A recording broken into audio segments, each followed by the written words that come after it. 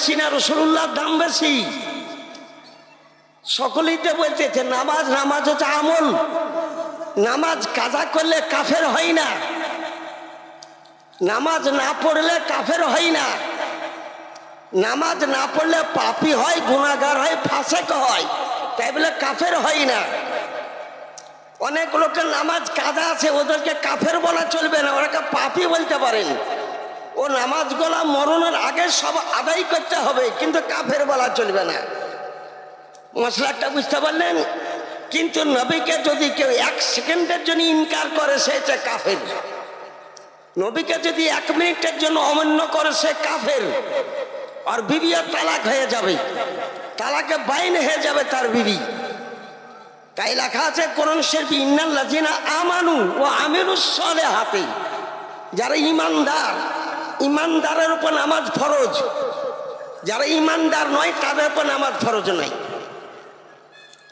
দেখবেন মুসলমান ছাড়া কোনো জাতির উপর নামাজ ফরজ নয়, একমাত্র মুসলমানের উপরে নামাজ ফরজ। তাই রাসূলুল্লাহ সাল্লাল্লাহু আলাইহি ওয়াসাল্লাম নামাজ অপেক্ষা নবীর দাম বেশি। নবী আগে নামাজ পড়ে, নবী আগে রোজা পড়ে, নবী আগে হজ পড়ে, যাকাত পড়ে। আমাকে দুবাই থেকে একজন প্রশ্ন করেছে, আপনি একটা ওয়াজের মধ্যে বলেছেন, আমার ওয়াজ একদম দুবাইয়ে পৌঁছে গেছে, জি খাদিজাতুল কুবরা রাদিয়াল্লাহু তাআলা আনহা জানাজা নামাজ হয়নি, কিন্তু খাদিজাতুল কুবরা উম্মাহাতুল মুমিনিন, সারা মুসলিম জাহানের মা, আর তার জানাজা হলো না। তার উত্তরটা আপনি দেন। আপনি বলেছেন জানাজা হয়নি, তা আমি উত্তর দিলাম সঠিক কথাই বলেছি।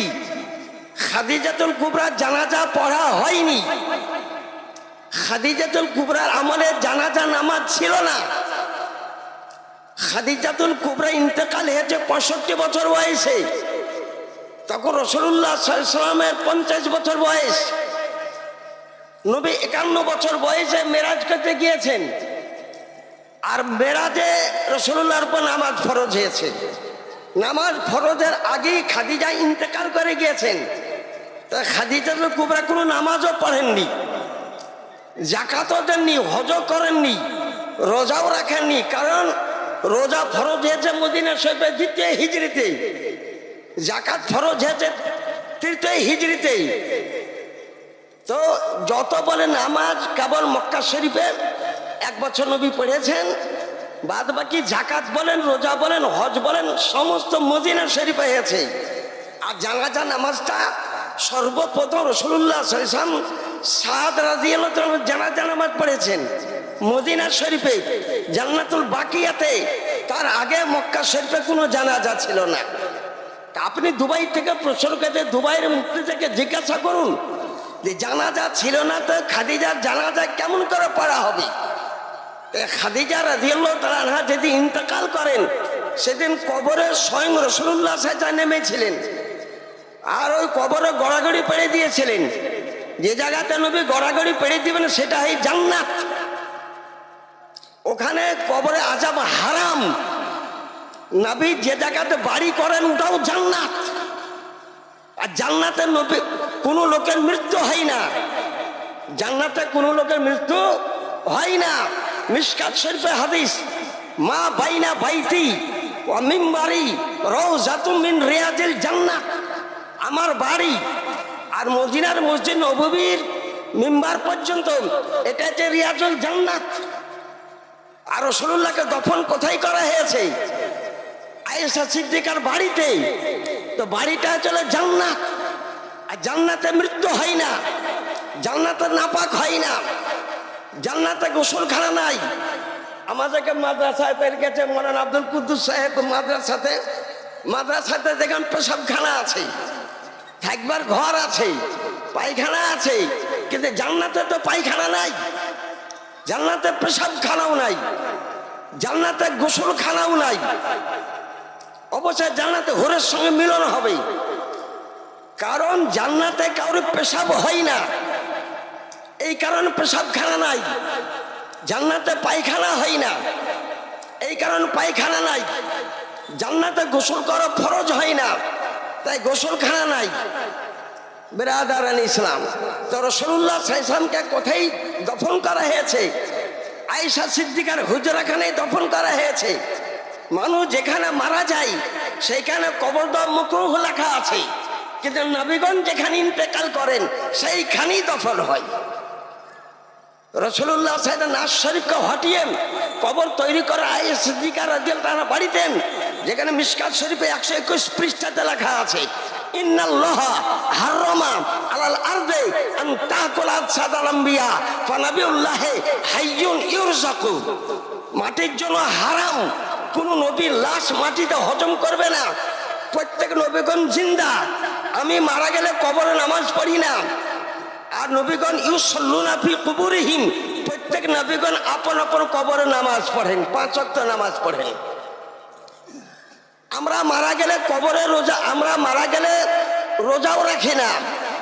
আর নবীগণ ইন্তেকাল করলে ওয়াসুমুনা ফি কুবুরিহিম, আপন আপন কবরে তিনারা রোজাও রাখেন। আমরা মারা গেলে কেউ হজ করতে যেতে পারবো না, আর নবীগণ ইন্তেকাল করলে হুজ্জুনা, আর তিনারা হজ করেন, কাবা শরীফে হজ করতে চলে যান। তাহলে পরে নবীগণের মধ্যে আমাদের মধ্যে কত পার্থক্য। তাই এখন কেতাব আছে, নাম তার তাকবিয়াতুল ঈমান। নুরুল আরেফিন একটা কেতাব লিখেছেন, বুঝেন, মাহানামা আলা হাসান পারুন, তা আপনি কিনে নেবেন। যে নবীগণ তিনারা কবরে জিন্দা, মুর্দা বলা চলবে না। কিন্তু মুর্দা যদি কেউ বলে, কে বলেছে মুর্দা? তাকবিয়াতুল ঈমান কেতাবের মধ্যে ইসমাইল দেহলভী বলেছে, ও মার্কার মিট্টি মে মিল গায়া, নবী মরা মাটিতে মিশিয়ে গিয়েছে, এই কথাটা হারাম একদম। যে বলবে নবী কবরে মাটিতে মিশিয়ে গিয়েছে, অল্পিতা নামাজ পড়াই হারাম, ওকে মসজিদে উঠতে যাওয়া চলবে না। যদি বলেন কোরআন থেকে প্রমাণ করতে পারেন, কোরআন থেকেও প্রমাণ করতে পারি। মুসা কালিমুল্লাহ যখন ফেরাউনের সঙ্গে লড়াই করার জন্য, ফেরাউনের 80,000 সৈন্য, মুসা আলাইহিস সালামের 72,000 সৈন্য, আল্লাহ হুকুম দিলে তুমি নীল দরিয়ার ওই পারে চলে যাও। মুসা আলাইহিস সালাম 72,000 সৈন্যকে নিয়ে নীল দরিয়ার ওই পারে চলে যাচ্ছেন। বললেন এখানে একটা কবর আছে, কবরকে নিয়ে নীল দরিয়াতে ভাসিয়ে দাও, তোমার 72টা রাস্তা হয়ে যাবে।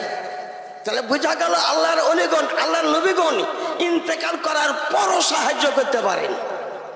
বলে কার কবর? বলে ইউসুফ আলাইহিস সালামের কবর শরীফ আছে। ইউসুফের কবর কোথায় আছে? বলে জিজ্ঞাসা করো তোমার উম্মতে, বেটা ছেলে মেয়ে ছেলেকে জিজ্ঞাসা করো, যে উত্তর দিতে পারবে ও যা চাইবে তাই আপনাকে দিতে হবে। বেটা ছেলেকে বলেন ইউসুফ নবীর কবর কোথায় আছে? বলে আমরা জানি না। মেয়ে ছেলেকে মুসা কালিমুল্লাহ বলেন ইউসুফ নবীর কবর কোথায়? একটা মেয়ে ছেলে বলেন 80 বছরকার, আমি বলতে পারি, কিন্তু আপনি আমি যা চাইব তাই দিবেন, আগে আগে দিয়ে দেন আপনি, তারপর কবরটা দেখাবো। বলে ফাসআল মা আসআলু, চাও যা চাইবে তাই দিয়ে দিব। বলে এমন একটা জিনিস চাইব যে জান্নাতুল ফেরদাউসে পাওয়া যায় না, জান্নাতে আদো নেই, জান্নাতে নাইমেই, ও জান্নাতুল ফেরদাউসে, ও লৌহতে কলমে কোন জায়গাতে পাওয়া যায় না, পাওয়া যায় আল্লাহর দরবারে আর নবীগণের দরবারে। ওই জিনিসটা চাইব। মুসা কালিমুল্লাহ বলেন সালনি মা আসআলু, চাও যা চাইবে তাই দিয়ে দেব। বুঝা গেল সারা পৃথিবী নবীর কবজাতে, সারা দুনিয়া নবীর কবজাতে। এটা মুসা কালিমুল্লাহ বলতেছেন। বলে চাও যা চাইবে ওটাই তোমার ওয়াদা পূরণ করে দেব। তো মেয়েটা বলেন আপনাকে বিবাহ করতে চাই। তো মুসা কালিমুল্লাহ বলেন সালিল গায়রা, আমি শোয়েব পয়গম্বরের কন্যা সফুরাকে বিবাহ করেছি। বিবাহ করলে ওই মেয়েটার মন কষ্ট পাবে। নবীগণ কোনো মেয়ের মনকে কষ্ট দিতে চাই না, এটা বাদ দিয়ে অন্যটা চাও, ওটা ছাড়ার কোনোটাই নিব না, আপনাকে বিবাহ করতে চাই। আল্লাহ বলেন ফাকবিল জালিক, কবুল করে নাও। তুমি আজকে বিবাহ না করবে, জান্নাতুল ফেরদাউসে করিও। আর জান্নাতুল ফেরদাউসে সমস্ত জান্নাতি থেকে খানার দাওয়াত দিয়ে দাও। বলে যা, তোকে জান্নাতুল ফেরদাউসে বিবাহ করব, আর তোমার বিবাহের বরাতে হবে জান্নাতীগণ। আর মাছের তরকারি দিয়ে তোমাদেরকে সবকে খাবার খাওয়াবো। তাই বলেন অর্ডার দিলেন। তখন ইউসুফ নবী কবরকে দেখিয়ে দিলেন নীল দরিয়ার মাঝখানে। সেখান থেকে বাহির করা হলো পিরামিড থেকে। ইউসুফ আলাইহিস সালামের কবরকে থেকে যখন লাশকে বাহির করা হলো, যেমনই জমিন সমুদ্র নীল দরিয়ার উপর রেখে দিলেন, 72টা রাস্তা হয়ে গেল। 72,000 দল চলে এক এক রাস্তায় এক একটা দল যাবে। একদম মাটির তল থেকে পানি দাঁড়িয়ে গেল, দেওয়ালের মতন দাঁড়িয়ে গেল। এটা যে নবীগণের মুজিজা। তাই মুসা কালিমুল্লাহ আস্তে আস্তে ওই পারে চলে গেলেন।